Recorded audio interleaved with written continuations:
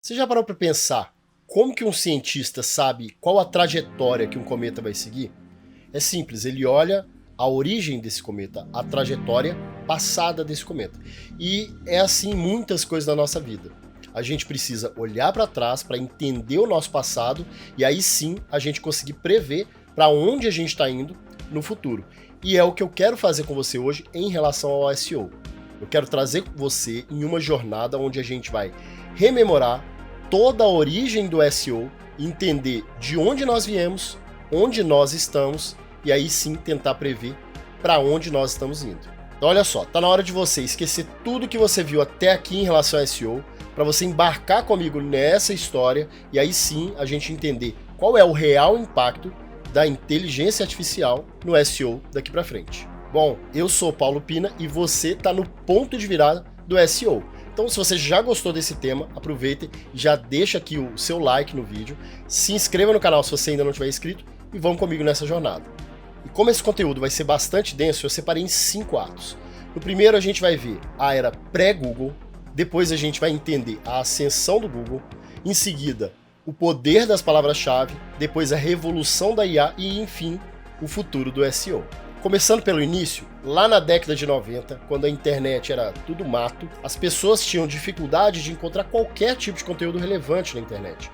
Eu não sei se você chegou a pegar essa época, mas eu me lembro, eu era muito pequenininho, mas eu me lembro que era muito difícil você lembrar até de um site que você já tinha visto outra pessoa acessando. Você sabia o nome do site, mas você não conseguia encontrar esse site. Aí começaram a surgir algumas ferramentas de busca muito rudimentares, como o Alta Vista, o KD, o próprio Yahoo, criou até inclusive o Yahoo Diretórios, que era uma coisa muito manual, mas de certa forma tentava ali organizar esse conteúdo. Mas fato é que quando a gente encontrava um conteúdo relevante na internet, a gente salvava no favoritos o mais rápido possível e ainda tinha uma forma de compartilhar com os nossos amigos ou familiares, seja ali por e-mail ou às vezes até falando e mostrando para a pessoa aquele site. Então sempre que a gente achava algo realmente relevante, a gente guardava aquilo ali com chave de ouro. E nessa época, como as ferramentas de busca ainda eram muito rudimentares, os diretórios como do Yahoo, fóruns, comunidades, eram coisas muito fortes. Eram locais onde as pessoas podiam interagir, podiam trocar ideias e podiam compartilhar conteúdos que elas consideravam que pudesse ser interessante para as outras pessoas. Mas quando alguma pessoa queria procurar algum tipo de conteúdo novo, muito específico, era realmente um sacrilégio. Não era nada fácil você conseguir ter assertividade numa busca, né, na internet na década de 90. E aí sim, no finalzinho da década de 90, finalmente surgiu o Google ali em 1998. E aí a gente entra no ato 2, que é a ascensão do Google. E uma coisa muito interessante é que o Google, desde o início, ele já chegou com muita tecnologia chutando a porta. Basicamente, era muito disruptivo em relação ao que já existia naquela época. E uma coisa interessante da gente comentar aqui é que toda a tecnologia que o Google trouxe nos seus fundamentos ali foi baseada num estudo de um brasileiro. Então, o Sergey e o Larry Page, quando eles pensaram numa estrutura de busca mais otimizada para um conteúdo tão vasto quanto o que a gente já tinha na internet naquela época, acabaram tendo que se basear em pesquisas avançadas de busca semântica. E quem se destacava na época era o Ivan Moura Campos, que é um brasileiro daqui de Minas Gerais, foi até secretário de Ciências e Tecnologia do estado de Minas Gerais no início da década de 2000, e ele era professor também na UFMG e tinha um artigo explicando técnicas de busca semântica. E isso foi crucial para que, no mecanismo inicial ali do Google, ele tivesse muito mais assertividade. Ou seja, ele não fazia mais busca só baseado em palavras, termos isolados. Ele fazia uma busca contextual semântica. Ele entendia o contexto daquelas palavras dentro do conteúdo, dentro da busca do usuário, e aí sim ele conseguia chegar em resultados de busca muito mais otimizados. Ou seja, o PageRank do Google indexava os sites com base na sua autoridade e na sua relevância. E aí, com essa precisão maior, as pessoas começaram a usar o Google de forma bastante acelerada. E com isso, no ano 2000, a Google trouxe o AdWords, que basicamente era uma ferramenta onde as empresas ou as pessoas poderiam patrocinar links dentro dos resultados de busca do Google. Basicamente, é o que a gente conhece hoje como Google Ads. A partir daqui, as pessoas começaram a enxergar uma série de oportunidades em utilizar o Google para anunciar as suas empresas. Ali era uma forma muito fácil, muito econômica de você alcançar o seu público de forma até segmentada. E com isso, em meados ali da década dos anos 2000, o Google já estava dominando. Mais de 90% das buscas aconteciam no Google e cada vez mais eram mais pessoas usando ele como página inicial ali do seu navegador. Ou seja, diariamente as pessoas estavam usando já o Google o tempo todo para procurar qualquer coisa na internet. E as empresas vendo isso e tendo a ferramenta AdWords ali começando a dar excelentes resultados e gerar escala em vendas, elas começaram a enxergar uma oportunidade muito grande de posicionamento orgânico. Claro que isso já era um assunto muito debatido e muito usado, mas cada vez mais, com mais usuários usando, começou a valer ouro você conseguir posicionar seu site nas primeiras posições ali do resultado de busca. Só que é só fazer as contas. Você tem ali 10, 20 posições, né? Dependendo da época do Google, você tem 10, 20 posições ali na página inicial. Você tem milhares e milhares de empresas querendo posicionar ali. A conta não fecha, né? E aí começaram a surgir técnicas de posicionamento baseado em SEO. E aí, nessa mesma época, o Google começou a trabalhar para entregar uma série de ferramentas mais profissionais para que as pessoas que se tornaram especialistas em SEO conseguissem entregar mais resultados, conseguissem posicionar melhor os sites nos resultados de busca. Acontece que ele acabou se deparando também com um problema muito sério para ele, que foi o Black Hat SEO. Ou seja, essas mesmas pessoas, quando elas se aprofundaram muito ali em entender o algoritmo do Google, o funcionamento, e depois de fazer uma série de testes, inclusive com dados dessas ferramentas, eles começaram a achar brechas, furos, né, em que se determinadas situações eles mudassem determinados pontos dos sites, eles conseguiam ter posicionamento muito superior ao que seria o normal para aquele conteúdo. E qual que é o problema disso? A questão é que o Google, ele tem como cliente nós, eu, você, né? Quem vai lá no Google e faz as buscas para encontrar alguma coisa relevante. E quando a gente começa a fazer buscas ali e os resultados de busca não são tão relevantes, a gente começa talvez não dar mais tanta atenção para aquela ferramenta, né? E o Google não queria isso. Até porque, se a gente para de usar o Google para fazer buscas, os anunciantes que estão tentando posicionar ali para conseguir a nossa atenção também vão parar de anunciar. Então isso era um problema sério para o Google, e aí ele teve que evoluir bastante esse algoritmo, né, trazendo algumas outras atualizações, e aí a gente entra no ato 3 aqui, que é a era das palavras-chave.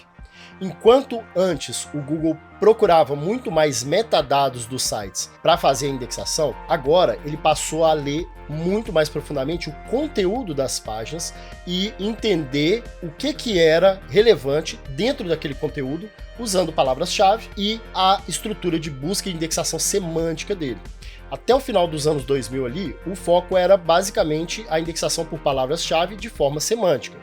Acontece que, dependendo da situação, se uma pessoa enchesse a página dela com várias palavras-chave, por exemplo, talvez você já deva se lembrar aí daquelas nuvens de tags, né? Que vários sites tinham, que basicamente era o quê? Era uma nuvenzinha que trazia um monte de palavras-chave ali.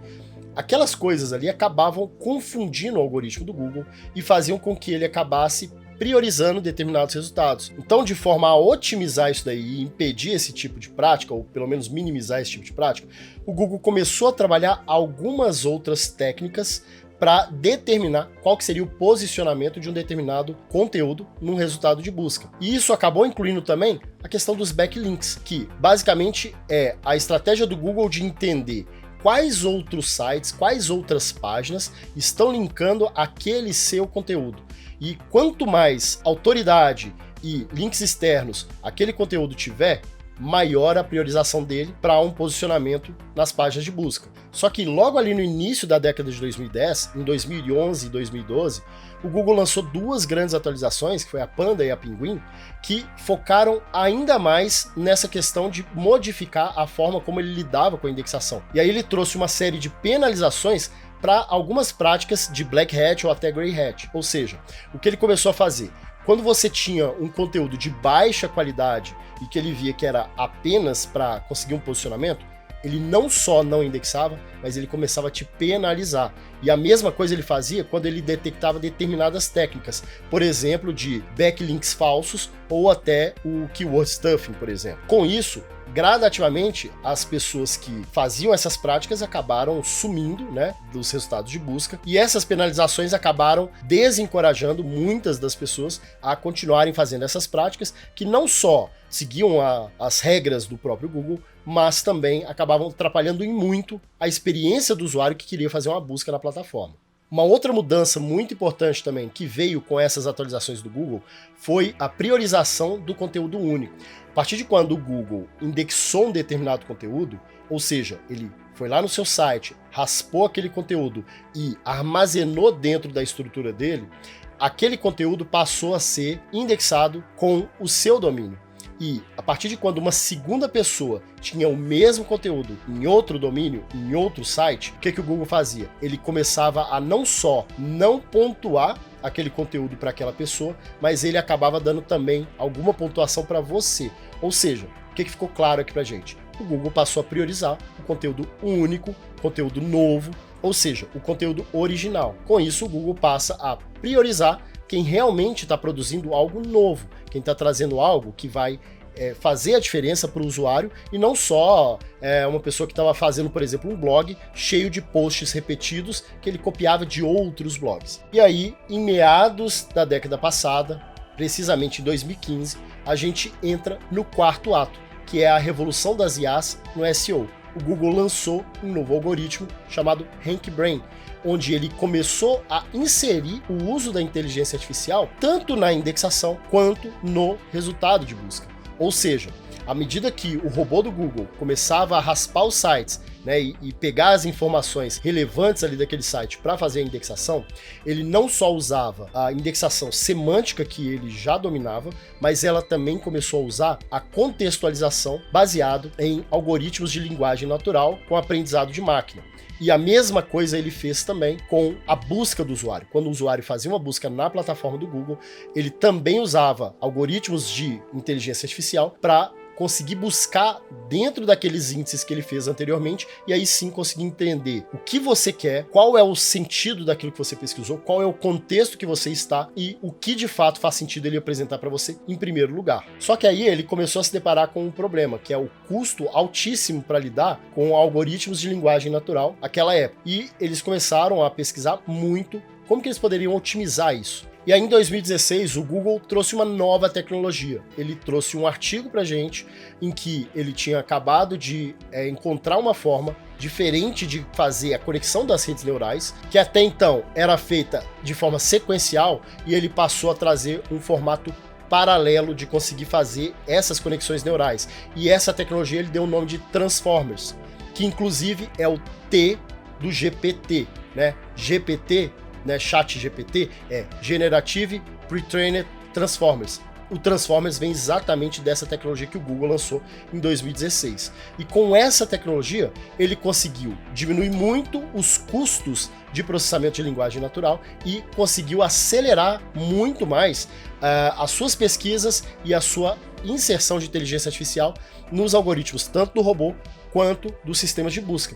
E aí, finalmente, em 2019, a gente chegou ao Google BERT, que já estava utilizando uma série de tecnologias, incluindo a TensorFlow, e conseguia ter resultados de contextualização semântica e de lidar com a linguagem natural melhor do que um ser humano. E apesar de inicialmente só 10% ali dos resultados de busca terem impacto direto do BERT, gradativamente, muito rapidamente, ele foi aumentando essa aderência do algoritmo em todos os resultados de busca. E isso começou a deixar muito claro para as pessoas e para os especialistas que, se você quer posicionar bem o seu site, a sua página, o seu artigo no Google, você passou a ter uma necessidade muito grande de escrever bem, de forma natural, para humanos. Você não consegue ter hack de SEO para um algoritmo de aprendizado de máquina que sabe trabalhar com linguagem natural melhor do que nós, humanos.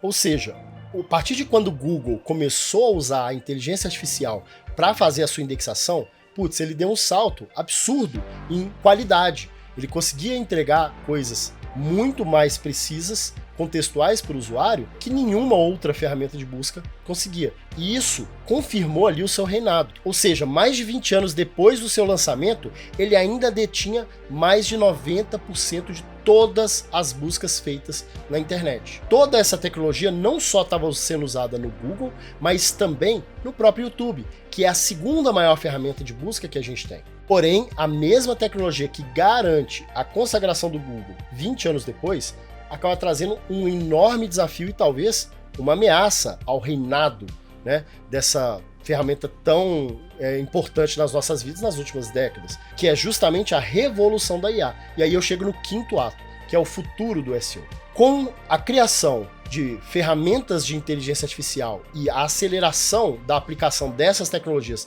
na nossa vida cotidiana, o Google começou a enfrentar alguns problemas muito sérios.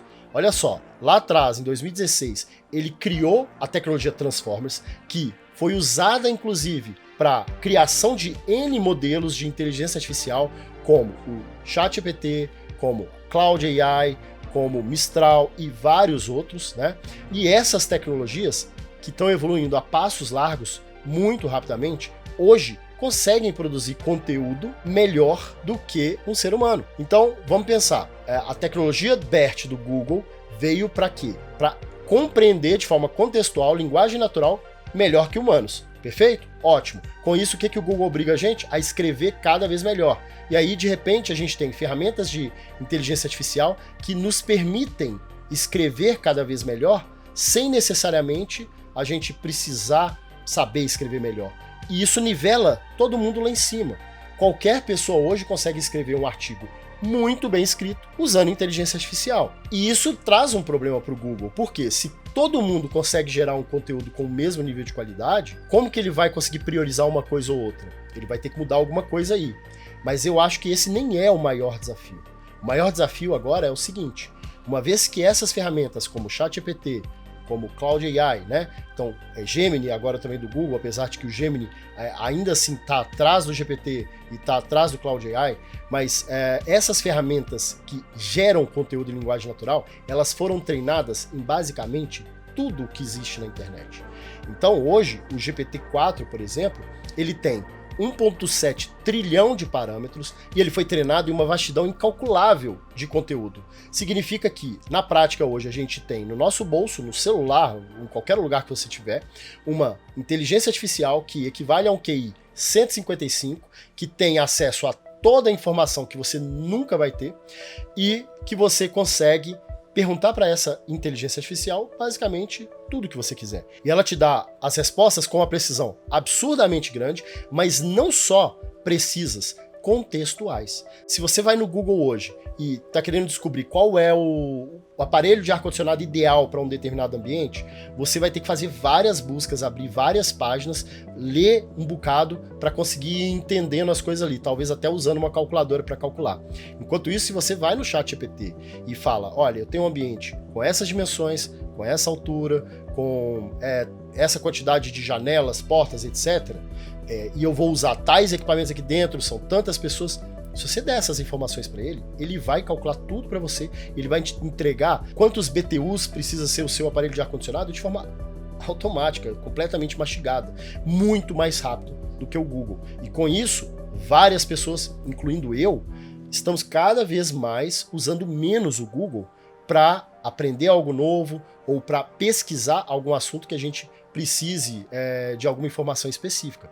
Então, veja, ele abriu uma caixa de Pandora lá em 2016, quando ele lançou os Transformers, e a própria tecnologia do Google foi usada e está sendo usada para evoluir de forma extremamente escalada altas ferramentas de inteligência artificial que estão, de certa forma, competindo a atenção com o próprio Google. E se as pessoas param de ir no Google para fazer buscas, porque estão indo no ChatGPT, por exemplo, para fazer uma pergunta, o Google tem um problema. Porque se cada vez menos pessoas fizerem busca no Google e usarem ali no ChatGPT ou alguma outra ferramenta dessas para conseguir o que querem, o Google vai ter um problema de receita. Ele não vai conseguir vender mais tantos anúncios para os clientes deles. E veja bem, isso não impacta só o Google.